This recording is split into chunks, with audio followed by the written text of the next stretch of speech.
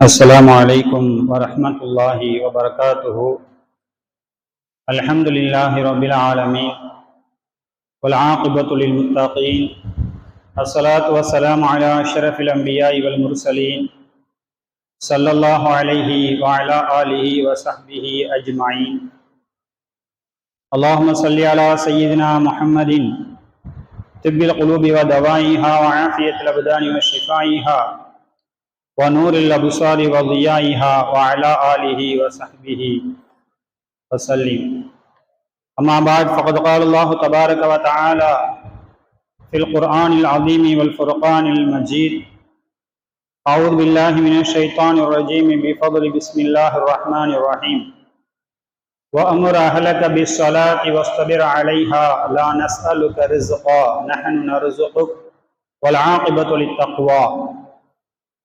وقال أيضا: ومن يتق الله يجعل له مخرجا ويرزقه من حيث لا يحتسب. صدق الله العلي العظيم. قال نبينا محمد رسول الله صلى الله عليه وسلم: لا دين لمن لا صلاة له. صدق النبي صلى الله عليه وسلم. எல்லா புகழும் நம்மை எல்லாம் படைத்து பரிபாலனம் செய்து கொண்டிருக்கக்கூடிய ஏக வல்லோனாகிய அல்லாஹ் ஜல்ல ஷானஹு வ தஆலா ஒருவனுக்கே உரித்தாகட்டுமாக. ஸலவாத்தும் சலாமும் நமது உயிருக்கு உயிரான உயிரிலும் மேலான ஃபாத்தமுன் நபி கண்மணி நாயகம் ரசூலே அக்ரம் ஸல்லல்லாஹு அலைஹி வஸல்லம் அவர்கள் மீதும், அன்னவர்களுடைய அடிச்சுவட்டை பின்பற்றி வந்த உத்தம சத்திய சஹாபா பெருமக்கள், தாபியன்கள், தபவு தாபியன்கள், இந்த உலகத்தில் மோமின்களாக வாழ்ந்து கொண்டிருக்கக்கூடிய அனைத்து நன்மக்கள் மீதும் அல்லாஹு தஆலாவுடைய அன்பும் கருணையும் என்றென்றும் நின்று நிலவட்டுமாக. ஆமீன். கண்ணியமான அல்லாஹுவின் நல்லடியார்களே, ஷாபான் என்ற ஒரு சிறப்புமிகு மாதத்தில் நாம் அமர்ந்திருக்கிறோம். ஷாபானுடைய மாதம் அமல் செய்வதற்கு ஏற்றதொரு மாதமாக இருக்கிறது. எல்லா மாதங்களும் அமல் செய்வதற்கு ஏற்ற மாதங்கள் தான் என்றாலும் கூட இந்த ஷாபான் மாதத்தில் கூடுதலான அல்லாஹுடைய கவனிப்பிற்கும் சிறப்பான நன்மைகள் பெற்றுத் தருவதற்கும் உண்டான ஒரு அற்புதமான மாதமாக இந்த மாதம் இருக்கிறது. அல்லாஹ்வின் தூதர் அண்ணன் நபி ஸல்லல்லாஹு அலைஹி வஸல்லம் அவர்கள் ரமலான் மாதத்திற்கு அடுத்தபடியாக அதிகமான நோன்புகளை இந்த ஷாபானுடைய மாதத்தில் அவர்கள் நோற்றிருக்கிறார்கள். ரமலானில் எல்லா மாதங்களை விட அதிகமா ரமலான் தான் நோன்பு வைப்போம். 30 நாட்களுமே நோன்பு வைக்கக்கூடிய, அந்த முழுவதும் நோன்பாக இருக்கக்கூடிய ஒரு மாதம் ரமலானுடைய மாதம். அதற்கு அடுத்தபடியாக நபி ஸல்லல்லாஹு அலைஹி வஸல்லம் அதிகமாக நோன்பு நோக்கக்கூடிய ஒரு மாதமாக இந்த ஷாபானுடைய மாதம் இருந்தது. கிட்டத்தட்ட 15 நாட்களுக்கும் அதிகமாக முன்னால் இருக்கக்கூடிய முதல் 15 நாட்கள், அதை விடவும் அதிகமான நாட்கள் அவர்கள் நோன்பு நோக்குபவர்களாக இருந்தார்கள். அன்னை ஆயிஷா ரலியல்லாஹு அன்ஹா அவர்கள் கேட்டார்கள்: யா ரசூலல்லாஹ் ஸல்லல்லாஹு அலைஹி வஸல்லம், மற்ற மாதங்களை காட்டிலும் நீங்கள் இந்த நஃபிலான நோன்புகளை இந்த மாதத்தில் அதிகமாக நோக்கிறீர்களே, என்ன காரணம், என்ன சிறப்பு என்பதை அவர்கள் கேட்ட பொழுது அன்னலம் கோமான் ஸல்லல்லாஹு அலைஹி வஸல்லம் அவர்கள் இப்படி சொன்னார்கள்: ரஜபிற்கும் ரமலானிற்கும் மத்தியில் இருக்கக்கூடிய இந்த ஷாபானுடைய மாதத்தில் பலர் அலட்சியமாக இருக்கிறார்கள், மக்கள் கவனம் செலுத்தாமல் இருக்கிறார்கள். ரஜபு ஒரு சிறப்பு மிகுந்த மாதம், ரமலான் அது ஒரு மிக சிறப்பு மிகுந்த மாதம். இந்த 2 மாதங்களுக்கு மத்தியிலே வரக்கூடிய இந்த ஷாபானுடைய மாதத்தை அங்கேயும் நிறைய அமல் செஞ்சுட்டு பின்னாலே அமல் செய்யறோமே என்று நடுவில் இருக்கக்கூடிய இந்த மாதத்தை கவனம் இல்லாமல் விட்டு விடுகிறார்கள். ஆனால் இது அமல் செய்வதற்கு ஒரு அற்புதமான மாதம். சொல்லிட்டு சொன்னாங்க, மனிதனுடைய அமல்கள் அதிகமாக இந்த மாதத்தில் அல்லாஹ்விடத்தில் சமர்ப்பிக்கப்படுகின்றது. உலகத்தில் இருக்கக்கூடிய மக்களுடைய அமல்கள் அல்லாஹ்விடத்திலே சமர்ப்பிக்கப்படக்கூடிய ஒரு மாதமாக இருக்கிறது. எனவே நான் அமல் செய்த நிலையில், என்னுடைய அமல்கள் அதிகமாக இருக்கக்கூடிய நிலையில் அல்லாஹ்விடத்திலே என்னுடைய கணக்குகள் சமர்ப்பிக்கப்படுவதை விரும்புகிறேன் என்பதை நபிகள் நாயகம் ஸல்லல்லாஹு அலைஹி வஸல்லம் சொன்னார். அப்படிப்பட்ட ஒரு சிறப்பிற்குரிய மாதம். எவ்வளவு நஃபிலான நோன்புகள், எவ்வளவு நஃபிலான வணக்க வழிபாடுகள் திக்ரு ஃபிக்ர்கள் செய்ய முடியுமோ, தான தர்மங்களை செய்ய முடியுமோ அதையெல்லாம் இந்த மாதத்தில் அதிகமாக நாம் செய்வதற்கு முயற்சி செய்ய வேண்டும். இன்னொரு காரணம் என்ன? நபி ஸல்லல்லாஹு அலைஹி வஸல்லம் அவர்கள் துஆ செய்தார்கள், அல்லாஹ் பாரிக் லனா ஃபி ரஜப வ ஷஅபான் வ பல்லிக்னா ஷஹ்ர ரமதான். இந்த மாதத்தில் அதிகமாக திக்ரு செய்து தயாராகுவர். ரஜபிலிருந்தே அதற்கான ஞாபகத்தை ஊட்டும் விதமாகத்தான் இப்படி துஆ செய்து தந்தார்கள். ரஜபிலும் ஷஅபானிலும் எங்களுக்கு பரக்கத் செய் இறைவா, ரமலானை அடைய செய் இறைவா என்று துஆ செய்ய சொல்லி தந்தார்கள். அப்ப இந்த ஷஅபானுடைய மாதத்தில் நாம் ரமலான் வருவதை எதிர்நோக்கி வேகமா ட்ரெயின் ஓடணும்னு சொன்னா முதல்ல மெதுவா என்ன செய்யும், நகர ஆரம்பித்து அப்புறம் தான் வேகம் எடுக்கும். வாகனங்கள் அப்படித்தான், மனிதனுடைய அமல்கள் அப்படித்தான், கொஞ்சமாக அது வேகம் எடுத்து ரமலானில் முழு அளவிலும் அவன் உற்சாகத்தோடு முழு அளவிலும் கவனத்தோடு தன்னுடைய அமல்களை செய்திட வேண்டும் என்பதற்காக இந்த மாதத்திலிருந்து மனதளவிலும் உடல் அளவிலும் ஒரு மூமின் தயாராகி கொள்ள வேண்டும் என்பதற்காக ஸல்லல்லாஹு அலைஹி வஸல்லம் துஆவையும் கற்றுத்தந்து அந்த நினைப்பையும் ஊட்டினார்கள். ரஜப்ல இருந்தே உங்களுக்கு ரமலானை ஞாபகப்படுத்தப்படும் துஆவில், பாரிக் லனா ஃபி ரஜப் வ ஷஅபான் பல்லிக்னா ரமலான், ரமலானை அடைய செய், ரமலானை அடைய செய். கண்ணியமானவர்களே, ஆக அமல்களை இப்ப இருந்தே நாம ஸ்டார்ட் பண்ணிடணும். ரமலான் வரட்டும் பார்க்கலாம்னா ரமலான் முதல்ல கொஞ்சம் மெதுவா போகும், அப்புறம் வேகமா போகும். சில பேருக்கு ரமலானுடைய ஆரம்பம் மட்டும்தான், அதுக்கு பிறகு அப்படியே ஆர்வங்கள் விட்டு போய்விடும். இங்க இருந்தே அந்த ஆர்வத்தை நாம் தொடங்க வேண்டும். அல்ஹம்துலில்லாஹ். அல்லாஹ் தஆலா இந்த ஷாபான் மாதத்தில் நல்ல அமல்கள் புரிந்து அடுத்து வரக்கூடிய ரமலானிலும் அதனுடைய அனைத்து விதமான அமல்களையும் நிறைவாக அதை செய்யக்கூடிய பாக்கியத்தை அல்லாஹ் தஆலா நம் அனைவருக்கும் தந்து அருள் புரிவானாக. ஆமீன். கண்ணியமான அல்லாஹ்வின் நல்லடியார்களே, ரஜபு ஷாபான் மாதம் என்றாலே பரக்கத், அல்லாஹ்விடத்தில் பரக்கத்தை கேட்க வேண்டிய தேட வேண்டிய மாதங்களாக இருக்கிறது. ஏற்கனவே கடந்த வாரங்களில் பயானில் சொன்ன பொழுது பரக்கத்திற்குரிய சில இடங்கள் இருக்கிறது, பரக்கத்திற்குரிய சில காரியங்கள் இருக்கிறது, பரக்கத்திற்குண்டான சில நேரங்கள் இருக்கிறது என்பதையெல்லாம் குறிப்பிட்டு காட்டப்பட்டது. ஆனால் பரக்கத்தை தேடுகிற காரியத்தில் எல்லாம் உயர்வான ஒரு காரியம் இருக்கிறது. பரக்கத்தினுடைய தலைவாயில் என்று கூட என்ன செய்யலாம், சொல்லலாம். இதை நீங்க செஞ்சா போதும், எல்லா வளங்களும் அப்படியே உங்களுக்கு கொட்டும் 50 போன்ற ஒரு காரியம் ஒன்று இருக்கிறது. ஆனா அதுல யாரும் கவனம் செலுத்துவதில்லை.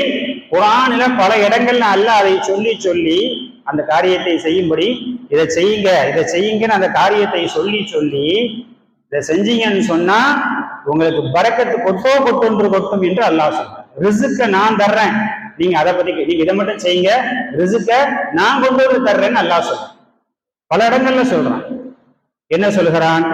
வஅ்முர் அஹ்லக பிஸ்ஸலாத்தி வஸ்தபிர் அலைஹா லா நஸ்அலுக ரிஸ்கா நஹ்னு நர்ஸுகுக வல் ஆகிபத்து லித்தக்வா. அல்லாஹ் சொல்கிறான், வஅ்முர் அஹ்லக பிஸ்ஸலாத், நீங்களும் தொழுகையை கடைபிடித்து வந்து தொழுகையை கொண்டு உங்களுடைய குடும்பத்தினரையும் நீங்கள் ஏவி வாருங்கள். ரெண்டையும் செய்யுங்க. முதல்ல என்ன செய்யுங்க, நீங்க தொழுவுங்க, நாம தொழுதா மட்டும் போதும்னு இருந்து விடாமல் உங்கள் குடும்பத்தினருக்கும் அந்த தொழுகையை கொண்டு நீங்க என்ன செய்யுங்கள், ஏவுங்கள். வஅ்முர் அஹ்லக, உங்க குடும்பத்தினரை ஏவுங்கள். ஏவிட்டு வஸ்தபிர் அலைஹா, நீங்க ஊரு பூரா சொல்லிடலாம் நீ தொழுகவான்னு. குடும்பத்தினரை சொல்வதுதான் ரொம்ப கஷ்டமான காரியம். மனைவியிடத்தில் சொல்வதுதான் அவர்களை தொழுகைக்கு அழைப்பது பெரிய கஷ்டமான காரியம். பிள்ளைகளை தொலை வைப்பது மிகச் சிரமமான காரியம், சவாலான காரியம். ஊர்ல உள்ள பலரை நீங்க திருத்திடலாம், குடும்பத்தினரை திருத்துவது மிக உங்களுக்கு சவாலான காரியம். பல எதிர்ப்புகள் வரும். வஸ்தபிர் அலைஹா, அவங்கள்ட்ட தொழுகையை ஏவுகிற விஷயத்தில் நீங்கள் பொறுமையை மேற்கொள்ளுங்கள். வஸ்தபிர் அலைஹா என்று சொல்லி ஒரு ஆயத்துல அல்லாஹ் தொடங்குகிறான். என்ன சொல்றான்? வஅ்முர் அஹ்லக பிஸ்ஸலா, நீங்களும் தொழுவுங்க, உங்க குடும்பத்திலையும் தொழுகை ஏவுங்க. எல்லா விதமான பரக்கத்துகளை காட்டும் உயர்வான பரக்கத் இந்த வசனத்தை அல்லாஹ் சொல்லிட்டு அடுத்து அந்த வசனத்துடைய பிற்பகுதியிலே அல்லாஹ் சொல்லுகிற பொழுது இப்படி சொல்லுகிறான், லா நஸ்அலுக ரிஸ்கா, லா நஸ்அலுக ரிஸ்கா நஹ்னு நர்ஸுகுக வல் ஆகிபத்து லித்தக்வா. ரொம்ப கவனமாக நாம் பார்க்கணும். தொழுவுங்கன்னு அல்லாஹ் சொல்ல ஒரு வசனத்துல அல்லாஹ் 2 விஷயத்த சொல்றான். முதல் பகுதியில தொழுவுங்கன்னு சொல்றான், உங்க குடும்பத்தினர் ஏவுங்கன்னு சொல்றான். அதே வசனத்தை முடிக்கிறதுக்குள்ள அந்த வசனத்துக்குள்ளேயே பாக்கி வசனத்துல என்ன சொல்றான் தெரியுமா? லா நஸ்அலுக ரிசுகா, உங்களிடத்தில் நான் ரிசுக்கை கேட்கவில்லை, எனக்கு ரிசுக்கு தாங்க நான் உங்கள்கிட்ட கேட்கணும் கிடையாது. நஹனு நர்சுக்கும், நாம் தான் உங்களுக்கு ரிசுக் அளிக்கிறோம் என்று அல்லாஹ் சொல்றான். தக்வா, இறுதி நல் முடிவு என்பது இறையச்சம் உடையவர்களுக்கு இருக்கிறது என்று அந்த வசனத்தை அல்லாஹ் நிறைவு செய்கிறான். இந்த ஆயத்திற்கு விளக்கம் எழுதக்கூடிய முஃபஸ்ஸிரீன்கள் இப்னு கஸீர் ரஹ்மத்துல்லாஹி அலைஹி போன்ற மிகப்பெரிய குர்ஆன் விரிவுரையாளர்கள் சொல்லக்கூடிய தஃசீரில் சொல்லி காட்டுவார்கள். ரெண்டு விஷயத்தை அல்லாஹ் சேர்த்து இந்த வசனத்தை சொல்றான். ஒண்ணு தொழுவுங்க, இன்னொன்னு ரிசுக்க நான் கேட்க, நான் தான் உங்களுக்கு ரிசுக் அளிக்கிறேன்னு சொல்றான். இதனுடைய விளக்கம் என்ன தெரியுமா? நீங்கள் தொழுகையை ஒழுங்காக நிறைவேற்றி, உங்கள் குடும்பத்தினர் ஒழுங்காக தொழுகையை நிறைவேற்றி வந்தார்கள் என்றால் உங்களுக்கான ரிசுக்கை அல்லாஹ் கொண்டு வந்து கொடுத்து விடுவான். அதை நீங்க எந்த விதமான பெரும் முயற்சிகளை மேற்கொள்ள வேண்டிய அவசியம் இல்லை, தொழுகை கரெக்டா இருந்தால் போதும் என்று அங்கே அல்லாஹ் முடிச்சு போடுகிறான் என்பதை சொல்வான். எதுக்கு முடிச்சு போடுறான்? தொழுகையை நீ நிறைவேற்றி உன் குடும்பத்தினரை தொழுகையாளிகளா நீ ஆக்கிவிடு, போதும், ரிசுக்கை நான் கவனிச்சுக்கிறேன் அல்லாஹ் சொல்றான். அற்புதமான வாக்குறுதி, அல்லாஹ் சொல்லுகிற அற்புதமான வசனம். சிந்திப்பது கிடையாது. நாம இதை விட்டுட்டு ரிசுக்கை எங்கெல்லாமோ தேடுறோம். அவன்கிட்ட போய் நின்னா நமக்கு ரிசுக் கிடைக்குமா, இவன்கிட்ட போய் நின்னா நமக்கு காசு கிடைக்குமா, இங்க போனா நமக்கு சேவை நிறைவேறுமா என்று நினைக்கிறோம். ஆனா அல்லாஹ் சொல்லுகிறான், தொழுகையை நீங்களும் குடும்பத்தினரும் ஒழுங்காக நிறைவேற்றி வந்தாலே ரிசுக்குடைய பொறுப்பை நான் ஏற்றுக்கொள்கிறேன் என்று சொல்கிறான். இன்னொரு வசனத்தில் இப்படி சொல்கிறான், அவன் இத்தகில்லாஹ யஜஅல் லஹு மக்ரஜா வ யர்ஸுகுஹு மின் ஹைத்து லா யஹ்தஸிப். யார் அல்லாஹ்விற்கு அஞ்சி வாழுகிறாரோ, அமல்கள் செய்து ஒரு குடும்பமே வாழுகிறது என்று சொன்னால் அல்லாஹ்வுடைய அச்சம் வந்துரும். இப்படியான வாழ்க்கையை யார் வாழுகிறார்களோ அல்லாஹ் சொல்கிறான், யஜஅல் லஹு மக்ரஜா, அவருக்கு வெளியேறுகிற பாதையை அல்லாஹ் ஆக்கி விடுவான். எதுல இருந்து வெளியேறது? கவலைகள், கஷ்டங்கள், துன்பங்கள் எல்லாத்திலிருந்தும் வெளியேறக்கூடிய ஒரு வாழ்க்கையை அல்லாஹ் அவருக்கு ஆக்கிடுவான். அவர் அறியாத புறத்திலிருந்து அவருக்கு ரிசுக்கு கொடுக்க ஆரம்பிச்சிடும் அல்லாஹ். குர்ஆன்ல ஒரே வசனத்துல ஒரே வழியில அல்லாஹ் சொல்றான், அல்லாஹ்விற்கு அஞ்சி நீங்கள் நடங்கள் என்று ஒரு பகுதியில் சொல்லிவிட்டு தொடர்ந்து அல்லாஹ் சொல்கிறான், இப்படி அல்லாஹ்விற்கு அஞ்சி நடக்கக்கூடியவர்களாக நீங்கள் இருந்தால் அல்லாஹ் நீங்கள் அறியாத புறத்தில் இருந்து உங்களுக்கான ரிசுக்கை கொண்டு வந்து சேர்ப்பான் என்று சொல்கிறார். இன்னொரு வசனம்,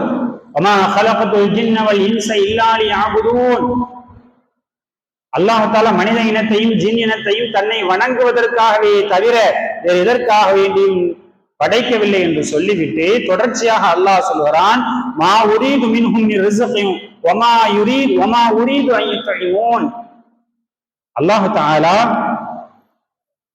நீங்கள் அல்லாஹ்வுக்கு உணவளிக்க வேண்டும் என்றோ அல்ல எந்த உணவையும் அல்லாஹ்வை கொடுப்பதற்கோ அல்லாஹ் விரும்பவில்லை. நீங்க அல்லாஹ்வுக்கு உணவு கொடுக்க முடியுமா?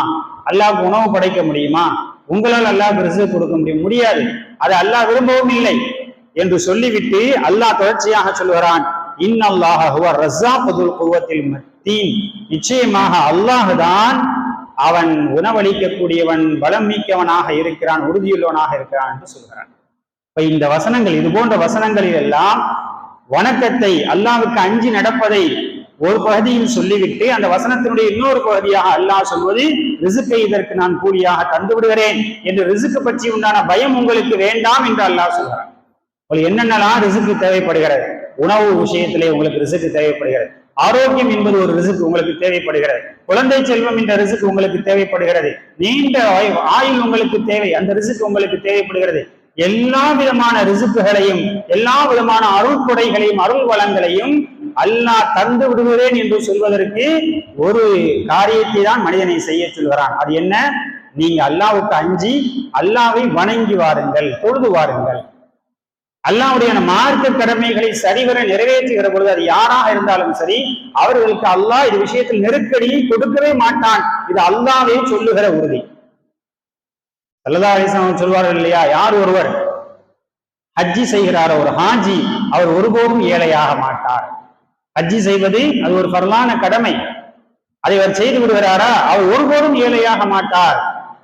எவ்வளவு பெரிய வாக்குறுதி! அமல்களை செய்வதனால்தான் இதெல்லாம் ஏற்படுகிறது. சதக்கா நீங்கள் கொடுக்கிறீர்களா, ஜகாத்தை கொடுக்கிறீர்களா, அல்லாஹ் தஆலா அதில் வளர்ச்சியை தான் ஏற்படுத்துகிறான். யம்ஹகுல்லாஹு ரிபா வ யுர்பி ஸதகாத். வட்டியை அல்லாஹ் அழிக்கிறான், சதக்காவை அல்லாஹ் வளர்க்கிறான் குர்ஆன்ல சொல்றான். வட்டியை பார்க்கும் பொழுது சேர்ற மாதிரி தெரியும், அப்படித்தானே? வட்டி வாங்குறவனுக்கு ஆஹா 10,000 ரூபாய் கொடுத்தா இவ்வளவு கிடைக்குது, சேர்ற மாதிரி தெரியும். ஆனா குர்ஆன் அல்லாஹ் சொல்கிறான் யம்ஹகுல்லாஹு ரிபா, அது சேர்றது அல்ல, அது அழியுது, அவனுடைய பொருளாதாரத்தை அழிக்கிறது. சதகாத், சதக்காவை அல்லாஹ் வளர்க்கிறான், பெருக்குகிறான், பரக்கத் பொருந்தியதாக ஆக்குகிறான். நீங்க கொடுக்கக்கூடிய தர்மம் அது ஜக்காத்தா இருக்கட்டும், சதக்காவா இருக்கட்டும், ஐயோ போகுதே அப்படின்னு நினைக்கவே கூடாது, போறதுதான். ஆனால் அல்லாஹ் சொல்கிறான் சதக்காத், அதுதான் பரக்கத் இருக்கு, அல்லாஹ் அதனை வளர்க்கிறான், அதிகப்படுத்துகிறான் என்று சொல்கிறான். அப்ப வணக்க வழிபாடுகள், நீங்கள் கொடுக்கக்கூடிய ஜக்காத்தாக இருக்கட்டும், நீங்கள் செய்யக்கூடிய வணக்க வழிபாடுகள் தொழுகை போன்றதாக இருக்கட்டும், அதுபோல் நீங்கள் செய்யக்கூடிய ஹஜ்ஜி போன்றது, இதெல்லாம் உங்களுக்கு பொருளாதாரத்திலும் நஷ்டத்தை ஏற்படுத்தாது, அல்லாஹ்வுடைய அருள் வளங்களை கொண்டு வரும் என்று சொல்கிறான். ஆனால் இன்றைக்கு நம்மில் பலர் தொழுகை விஷயத்திலே கவனம் செலுத்துவது மிக குறைவாக இருக்கிறார். அல்லாஹ் பாதுகாக்க வேண்டும். தொழுகையை வேண்டுமென்றே விடுவதற்கு பல்வேறு விதமான கண்டனங்களை அல்லாஹும் ரசூலும் நமக்கு சொல்லித் தருகிறார்கள். தொழுதால் உங்களுக்கு ரிசுக்கை தருகிறேன் என்று ஒரு இடத்தில் சொல்லிவிட்டு தொழவில்லை என்றால் அதற்கான தண்டனைகள் எப்படியெல்லாம் இருக்கிறது என்பதையும் நமக்கு சொல்லித் தரப்படுகிறது. 5 நேரம் தொழுவதுதான் ஒரு மனிதனுடைய அடிப்படையான உரிமை என்று சொல்லுங்க. அல்லாஹ் கொடுத்திருக்கக்கூடிய பரக்கத், தொழுகை என்பது என்ன? அல்லாஹ் கொடுத்திருக்கக்கூடிய ஒரு பரிசு. இப்போ நாம ஒருத்தரை சந்திக்க போறோம், அவரை பார்த்து சந்திக்கிற பொழுது அவர் நமக்காக ஒரு பரிசு கொடுக்கிறார். அவர் கொடுக்கக்கூடிய பரிசு எப்படியானதாக இருக்கும்? யாரை போய் பார்க்கிறோமோ அவருடைய மதிப்பையும் அது உணர்த்தும், நம்முடைய மதிப்பு அவரிடத்துல என்ன அப்படிங்கிறத காட்டும். அப்படித்தானே? அவர் கொடுக்குற பரிசு வச்சே கண்டுபிடிச்சிக்கலாம் நம்மளை அவர் எந்த அளவுக்கு மதிக்கிறார், அவர் எவ்வளவு உயர்வான இடத்துல இருக்கிறார் அப்படிங்கிறத பரிசை வைத்தே தெரிந்து கொள்ளலாம். கல்யாணத்துல பரிசு கிஃப்ட் கொடுப்பாங்க, ஆளை பொறுத்து கிஃப்டுடைய தரம் மாறும். அப்ப எவ்வளவு உயர்வான மனிதர்கள் கொடுக்கிறார்களோ பரிசு, எவ்வளவு உயர்வான மனிதர்கள் வாங்குகிறார்களோ அதற்கேற்றாற் போல் அந்த பரிசினுடைய தன்மை உயர்வானதாக இருக்கும். அல்லாஹ்வின் தூதர் அண்ணல் நபி ஸல்லல்லாஹு அலைஹி வஸல்லம் பரக்கத் பொருந்திய இந்த ரஜபுடைய மாதத்தில் 27ஆம் கிழமையில் மேராஜுக்கு செல்கிறார்கள், அல்லாஹ்வை சந்திக்க செல்கிறார்கள். அல்லாஹ் யார்? காலிக், படைப்பாளன், எவ்வளவு பெரிய அந்தஸ்தில் இருக்கக்கூடியவன், அந்தஸ்தே அவனுக்குரியதுதான். போய் சந்திக்க போபவர் யார்? மனிதர்களிலே உயர்வானவர். இவரை படைக்கவில்லை என்று சொன்னால் இந்த உலகம் படைக்கப்பட்டிருக்காது என்று சொல்லுகிற அளவிற்குண்டான உயர்வான மனிதர் நபி பெருமானார் ஸல்லல்லாஹு அலைஹி வஸல்லம் அவர்கள் சந்திக்க போறாங்க. சாதாரண மக்கள் போய் பார்த்தாலே அவங்களுடைய கிஃப்டை வச்சு நாம தெரிஞ்சுக்கலாம் அவருடைய மரியாதை. பெருமானார் ஸல்லல்லாஹு அலைஹி வஸல்லம் அல்லாஹ்வை சந்திக்க போறாங்க. தன்னை சந்தித்து விட்டு திரும்பி செல்லுகிற தூதருக்கு அல்லாஹ் ஒரு அற்புதமான பரிசுகளை கொடுத்து அனுப்பினான். ஒன்றல்ல 3 பரிசுகளை கொடுத்து அனுப்பினான். முஸ்லிம் ஷரீஃப்லே அந்த ஹதீஸ், ஒரு நீண்ட ஹதீஸ் பதிவு செய்யப்பட்டிருக்கிறது. அல்லாஹ் தஆலா அவனை நபி பெருமானார் ஸல்லல்லாஹு அலைஹி வஸல்லம் சந்தித்த பொழுது 3 பரிசுகளை அல்லாஹ் அவர்களுக்காக கொடுத்து அனுப்பினான்.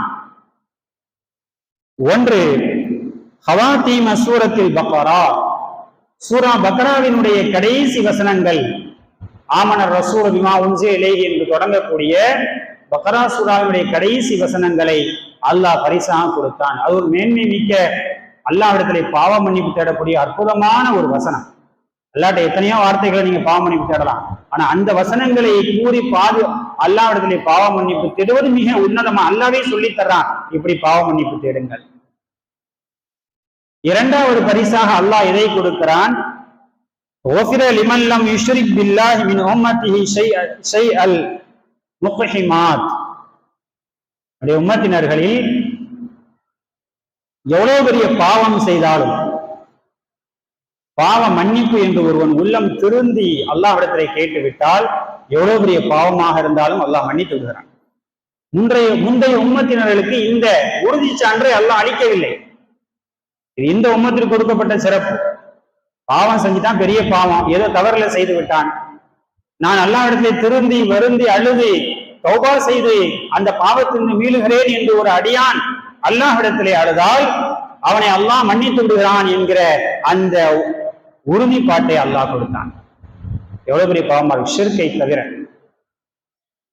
3வது பரிசாக அல்லாஹ் என்ன கொடுத்தான்? இந்த 2 பரிசு முதல்ல உள்ள முக்கியமானது. அதை விட முக்கியமாக அல்லாஹ் நபிகள் கோமான் ஸல்லல்லாஹு அலைஹி வஸல்லம் அவர்களுக்கு 5 நேர தொழுகையை அல்லாஹ் கொடுத்தார் பரிசாக. அப்ப கொடுக்க யார் கொடுத்தா? அல்லாஹ் கொடுத்த பரிசு. வாங்கினது யாரு? இந்த உம்மத்தினர்கள் அனைவரின் சார்பாகவும் நபிகள் கோமான் ஸல்லல்லாஹு அலைஹி வஸல்லம் வாங்கிட்டு வந்திருக்காங்க. பிள்ளைகள் ஸ்கூல்ல பரிசு வாங்கிட்டு வந்துச்சு, அவார்டு வாங்கிட்டு வந்துருச்சு, பாதுகாத்து வைக்கிறோம், தொடச்சு வைக்கிறோம். அதுக்கு கொடுத்த மரியாதையை கூட அல்லாஹ் தன்னுடைய ரசூலிடம், நம்முடைய நபியிடம் கொடுத்து அனுப்பி அந்த தொழுகைக்கு நாம கொடுப்பதில்லை. எவ்வளவு உன்னதமான வணக்கம்! 5 நேரங்கள் தொழுவது ரொம்ப கஷ்டமான அமலா கிடையாது. தொழுவது கஷ்டமான அமலா கிடையவே கிடையாது. ரொம்ப இலகுவான அமல். ஒரு 10 நிமிடங்கள் தான் தேவைப்படும் ஒரு நேர தொழுகையை தொழுவதற்கு. மொத்தம் 24 மணி நேரத்தில் 1 மணி நேரம் அல்லது அதை விட குறைவான நேரத்திற்குள் 5 நேர தொழுகையை தொழுது விடலாம். அப்படியான ஒரு அற்புதமான வணக்கத்தை அல்லாஹ் கொடுத்தான். அல்லாஹ் மனுஷனை படைச்சதே அவனை வணங்கணுங்கிறது தான் மிக முக்கியம். அதுக்காக தான் படைச்சிருக்கிறான். மனிதர்களை படைத்ததே என்னை அவன் வணங்க வேண்டுங்கிறதுக்காக தான் படைச்சிருக்கிறான். அவன் கொஞ்சம் இளைப்பாறுவதற்காகத்தான் அவனுக்கு குடும்பம் குட்டி அதுக்கு சம்பாதிக்கிறது எல்லாம் அதை தொட்ட விஷயங்கள் தானே தவிர அவனை படைத்ததுடைய அடிப்படை நோக்கம் என்னை வணங்க வேண்டும் என்பதற்காக வேண்டித்தான். அதனால்தான் அல்லாஹ் மிஅராஜ்ல பெருமானார் ஸல்லல்லாஹு அலைஹி வஸல்லம் அவங்களுக்கு முதல்ல கொடுத்தது 50 நேர தொழுகைகளை கொடுத்தான். 5 நேரம் இல்ல, 50 நேர தொழுகைகள். ஏன்னா 24 மணி நேரத்துல அந்த 50 நேர தொழுகைகளை நிறைவேற்ற வேண்டும். அது கடமையாக்கப்பட்டிருந்தால் வேற எங்கேயுமே ஒரு மனுஷன் நவள முடியாது. எப்படி இருந்திருக்கும்? ஆனா அல்லாஹ்வுடைய நோக்கம் அதுதான், மனுஷன் வழிபட்டு கொண்டே இருக்கணும் என்னைய. ஆனால் அந்த சிந்தனையிலிருந்து மனிதன் திரும்பி விட்டான். உலகத்துடைய ஆசாபாசங்கள், என் குடும்பம் தான் இதுதான் உலகம், என் வியாபாரம் தான் உலகம், நான் சந்திக்கிற பிரச்சனைகள் தான் உலகம் கிடையாது. கண்ணியமானவர்களே, 6 விதமான படிநிலைகள் ஒரு மனிதனுடைய உயிர் 6 விஷயங்களை சந்திக்கிறது. 6 உலகங்களை தாண்டித்தான் ஒரு மனிதன் வருகிறான். அவனுடைய பாதைகளை 6ஆக பிரிக்கிறார்கள். முதலாவது மனிதனுடைய தொடக்கம். ஆதம் நபி அலைஹிஸ்ஸலாம் அவருடைய முதுகன் தண்டிலே இருந்தானே, அது அவனுடைய தொடக்கம். 2வது தன் தந்தையினுடைய முதுகன் தண்டிலே அவன் இருந்தானே, அது 2வது நிலை, அவனுக்கு உண்டான நிலை. 3வது நிலை அவன் தன் தாயுடைய கருவறையில் இருந்தானே, அது அவனுடைய 3ஆம் நிலை. 4வது நிலை அவன் இந்த உலகத்திலே வாழுகிறானே, இந்த நிலை. 5வது நிலை அவன் கபரிலே வாழக்கூடிய அந்த நிலை. 6வது அவன் சொர்க்கத்திற்கோ நரகத்திற்கோ எங்கே சென்று தங்குகிறானோ அந்த நிலை. இந்த 6 விஷயங்கள், 6 ஊர்கள் மனிதன் பயணப்பட வேண்டிய ஊர். இப்ப நாம இருக்கிறது எத்தனாவது ஸ்டாப்ல நிக்கிறோம்? 4வது ஸ்டாப்ல நிக்கிறோம். சொல்ல போனா ரொம்ப மிக முக்கியமான 4வது. முதல்ல நாம நம்முடைய தந்தை ஆதம் அலைஹிஸ்ஸலாம் முதுகன் தண்டில இருந்தோம் என்பது நமக்கு ஞாபகம் இருக்கிறதா? கிடையாது. அங்க அமல் இருக்கிறதா? கிடையாது. 2வது நம்முடைய தந்தையுடைய முதுகன் தண்டிலே இருந்தோமே, அது நமக்கு ஞாபகம் இருக்கிறதா? அங்கே அமல் உண்டா? கிடையாது. நம்முடைய தாயின் வயிற்றிலே இருந்தோமே, அப்பவும் கிடையாது. எப்போ ஒரு மனிதன் தன் 6 அறிவு கொடுக்கப்பட்டு நீ இங்கே வாழ்வதுதான் வாழ்க்கை, இங்கே நீ அடுத்த உலகத்திற்காக தயார் செய்ய வேண்டும் என்று சொல்லப்படுகிறது என்றால், இந்த 4வது நிலையில் இருக்கக்கூடிய இந்த பூமியில் தான். பிறந்ததிலிருந்து நீ வயதுக்கு வந்ததிலிருந்து எத்தனை ஆண்டு காலம் இந்த உலகத்தில் வாழுகிறாயோ அத்தனை ஆண்டு காலம் நீ அமல் செய்வது, நீ அதற்கு அடுத்த கபரில் உன்னுடைய வாழ்க்கை எப்படி அமைய போகிறது என்பதை அதுதான் தீர்மானிக்கும். இந்த உலகத்துல நீங்க என்னென்னலாம் பெற வேண்டும் என்பதை உங்க தாயின் வயிற்றில் இருக்கிற போதே அல்லாஹ் தீர்மானித்து விட்டான். உங்களுக்கு என்னென்ன பிரச்சனை வரும், எதை எப்படி அதை சமாளிப்பீர்கள், என்ன உணவை எதற்கு நீங்கள் பெற்றுக்கொள்வீர்கள், எதையெல்லாம் அடைந்து கொள்வீர்கள், எதையெல்லாம் அடைய மாட்டீர்கள், எல்லாம் இந்த உலகத்துல என்னென்னலாம் தேவையோ எல்லாம் உங்கள் தாயுடைய வயிற்றில் இருக்கும் போதே தீர்மானித்து விட்டார். அதை உங்களால மாற்ற முடியுமா? மாற்ற முடியாது.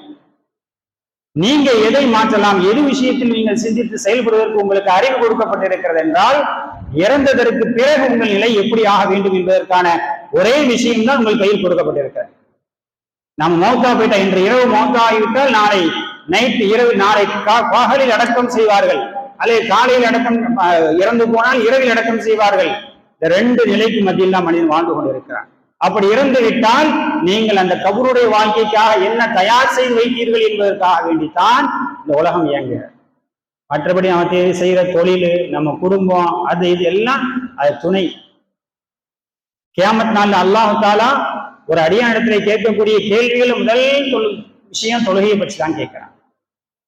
தொழுகை நிறைவேற்றியை பற்றி தான் கேட்கிற, வேற எதை பற்றியும் கேட்கறது. நீ குடும்பத்தை இப்படி வழி நடத்தியா? அல்ல 2வது குடும்பத்துல வழி நடத்தினியா, நீ வியாபாரம் செஞ்சியா, இது பண்ணியா, அதை பற்றி எல்லாம் அல்லாஹ் கேட்பதில்லை. முதல் கேள்வி அல்லாஹ் தொழுகை, நான் உன்னை படைத்தது தொழுகைக்காக வேண்டி படைத்தேன், என்னை வணங்குவதற்காக வேண்டித்தான் படைத்தேன். குர்ஆன்லயும் சொல்லிட்டாங்க. ஆனா நீ என்னை வணங்கினாயா?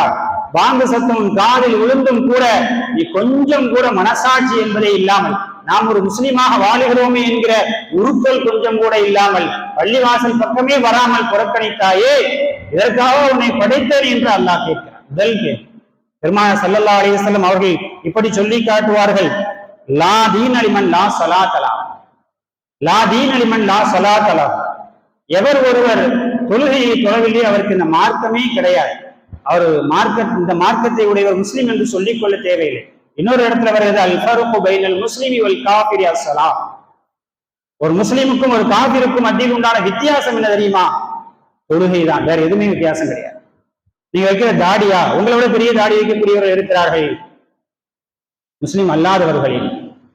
நீங்க வைக்கக்கூடிய தலப்பாவா, நீங்கள் போகக்கூடிய ஜிப்பாவா, இது வித்தியாசமா? இதெல்லாம் மற்றவர்களும் செய்கிறார்கள். உங்களுக்கும் காஃபிருக்கும் மத்தியில் உள்ள வித்தியாசம் என்ன என்று ஒரு விஷயத்தை தான் சொல்லி காட்டுகிறார்கள், அஸ்ஸலாத், தொழுகை. நீங்க தொழுகிறீங்க, அவங்க தொழுகிறதில்லை, இதுதான் வித்தியாசம். இப்ப நீங்களும் தொழுகாமல் உங்கள் வாழ்க்கையை கழித்தால் அது எவ்வளவு பெரிய குற்றமாக விரும்பி போய் சொல்கிறார். வீணான பொதுபோக்குகளான வீண் காரியங்களில் நேரத்தை செலவிட்டு நரகத்திற்கு செல்லக்கூடியவர்களாக தொழுகையை விட்ட மனிதர்கள் ஆகிவிடுவார்கள் என்பதை அல்லாஹ் குர்ஆனில் சொல்கிறார். மா ஸலகக்கும் ஃபீ ஸகர் காலு லம் நகு மினல் முஸல்லீன் வ லம் நகு நுத்இமுல் மிஸ்கீன் வ குன்னா நஹூது மஅல் காயிதீன். அவங்க சொல்றாங்க, குர்ஆன் ஷரீஃப்ல அல்லாஹ் சொல்லி காட்டுகிறான், நரகவாசியிடத்திலே கேட்கப்படுகிறது, நரகத்துல அவர்கள் நுழைந்திருக்கும், உங்களை இந்த நரகத்திலே நுழைய வைத்தது எது என்று நரகவாசியிடத்திலே கேள்வி கேட்கப்படுகிற பொழுது அந்த நரகவாசிகள் சொல்வார்கள், லம் நகு மினல் முஸல்லீன், நாங்கள் தொழுகைகளை நிறைவேற்றக்கூடியவர்களாக இருக்கவில்லை, வலம் நகு நுத்இமுல் மிஸ்கீன், மிஸ்கீன்களுக்கு ஏழை மக்களுக்கு உதவி செய்யக்கூடியவர்களாக உணவு வழங்கக்கூடியவர்களாக நாங்கள் இல்லை, நாங்கள் வீணான பொழுதுபோக்குகளில் நேரத்தை கடத்தி விட்டோம், அதனால் தொழுகையை விட்டுவிட்டோம் என்று சொல்வார்கள். ஆனால் அவர்கள் நரகவாதிகள். அங்க போய் பதில் சொல்லி என்ன பிரயோஜனம்? அல்லாஹ் அதை குர்ஆன் ஷரீஃபிலே சொல்லி காட்டுகிறார். கண்ணியமானவர்களே, அல்லாஹ் மூமின்களாக நம்மை ஆக்கியிருப்பது எவ்வளவு பெரிய விஷயம்.